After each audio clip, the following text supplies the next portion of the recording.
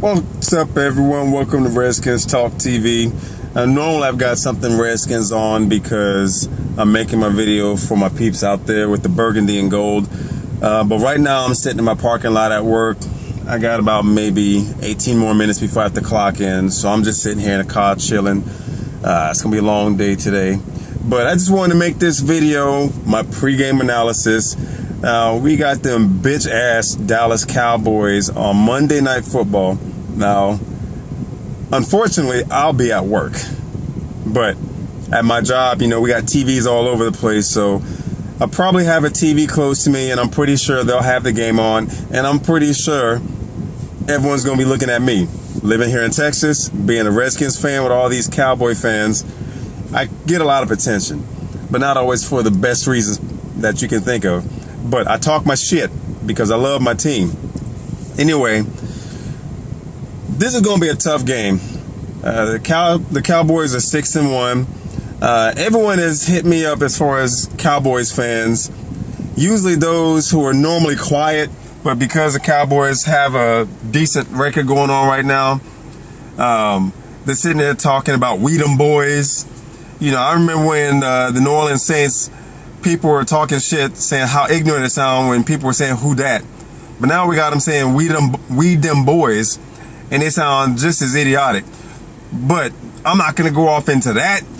I want to talk about the three phases of the game in order for us to potentially win. It's going to be a tough game. There's absolutely no doubt about it. Y'all got to forgive me. Sun keeps trying to interrupt, so I'm trying to move my camera around so I don't get blinded out or anything like that.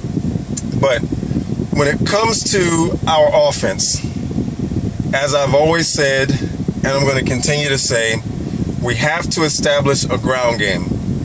Alfred Morris, Roy Helu, Silas Red, whoever is going to be taking the handoff from the quarterback, we need the offensive line to open the holes, but we need smart reads from the running backs.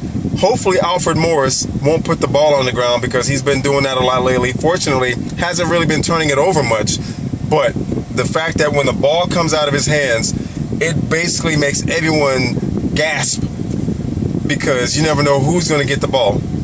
But hopefully Alfred Morris will have a good game. Once again, that's contingent upon the play of the offensive line. I believe they've benched Tyler Columbus, so Tom Compton will be filling in at that spot at the right tackle. Chris Chester, he's a subpar player, slightly better than Tyler Columbus, but at right guard, he's still a liability. So we're going to see if he gets pushed around. Defensive line for the Dallas Cowboys, they get very good penetration. So we really need for our offensive linemen to bully the linemen. Excuse me, got bugs and shit all up in here in the car. But Colt McCoy, he's probably going to be the starter. A lot of people are asking if RG3 should start. Me personally, I think no. I love RG3, don't get me wrong. I'm a huge fan of his. But why try to rush it back like we did last season only to not get the best performance from him? So he might be third string, he might be second string, but I don't think he'll be the starter. If he is, it'll be nice to see him out there. However, I'd like for him to be at 100% because we need his mobility. But Colt McCoy, I'm not going to crown him simply because he came in and helped us get that victory. He had some good plays, don't get me wrong, but coming up against the Dallas Cowboys because their defense is starting to step up. So we're going to have some good play from the offensive line to protect whoever is under center. Colt McCoy, if he's starting, need for him to make some really good decisions. He's not afraid to take it deep. Hopefully Deshaun Jackson or Pierre Garçon will get some one-on-one matchups. I think, of course, Deshaun Jackson is going to have that over-the-top speed that's going to give him an advantage going up against Brandon Carr.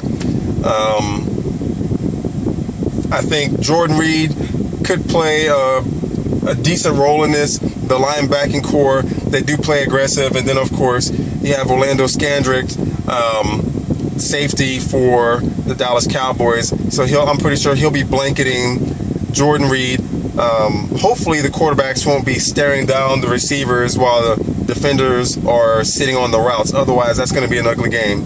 That's one of the problems that Kirk Cousins has, is that when we get desperate, we end up trying to play from behind. So that's going to be a tough game.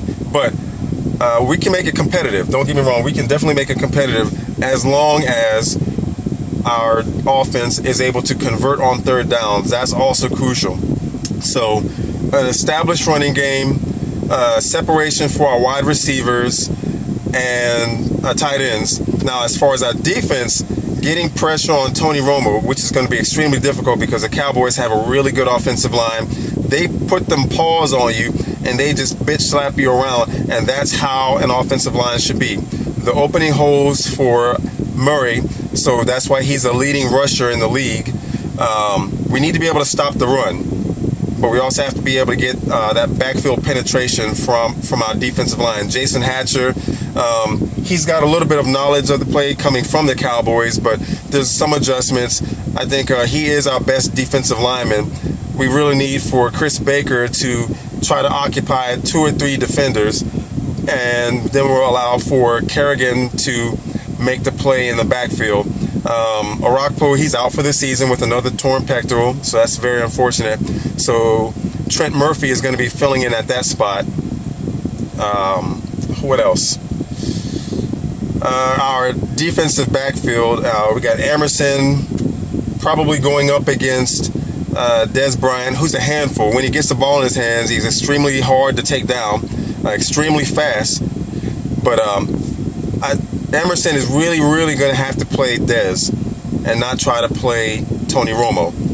If he tries to play Tony Romo, he's going to end up biting on double moves and pump fakes, and Des Bryant's going to end up getting behind him. On the other side, we also have Terrence Williams, another speedy receiver, so Brilliant is going to have to blanket him. We're going to have to keep the safeties at the top, and we really need for our defense to be able to trust the man in front of them. So the linebackers are going to have to trust the defensive line to secure that tackle before they step up to try to make a tackle, or at least put themselves out of place and expose part of the field where Jason Witten is going to try to go to. Because I know Tony Romo, he's going to try to work the middle of the field. So heads up play and not allowing the running back, because I think number 21, the one that stole the fucking cologne and underwear, he's still going to be playing. He has a good burst hitting the hole, so, and also catching out of the backfield. We're going to have to watch out for that. Somebody's going to have to cover that. Don't let any man go out of the backfield. Don't watch for keep an eye for the delayed block from the tight end or the running back. That way we can cover them. And then as far as special teams and also with defense, we're really going to need some heads-up play from E.J. Biggers. I'm really afraid when he comes in, because if they have Cole Beasley running any type of go route, I'm really worried about E.J. Biggers not jamming. Now, Cole Beasley, he's not the biggest receiver. He's kind of small. And if E.J. Biggers doesn't jam at the line of scrimmage and gives a free release like he did the wide receiver last week, he's going to end up getting beat. And he's prone to getting beat on those deep routes. Sometimes he makes some good plays, but he also gets beat quite a bit. But we're going to need for our safeties, Ryan Clark and Brandon Merriweather, to be very solid, taking angles and securing the tackle by attacking at the waist and not trying to lunge with the shoulders, because I hate when I see defenders do that instead of trying to wrap the tackle, which is basic defense for football. And then, of course, special teams.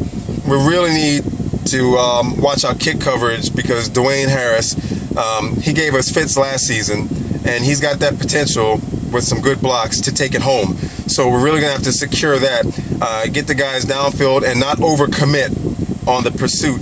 That way they don't get themselves out of position or nudged out of the play with a block by the other team. But those are the keys to beating the Cowboys. I hate the Cowboys. Fuck the Cowboys. This is a win.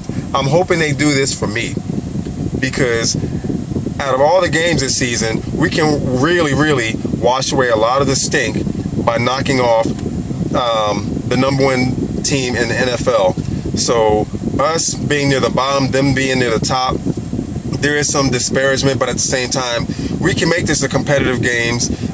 It's not going to be a walk in the park for them, but as long as we're able to get that pressure on Tony Romo, as long as we're able to cover Jason Witten, Terrence Williams, Des Bryant, of course, because he is that weapon that you know they're going to go to once they get into the 15-yard line or so.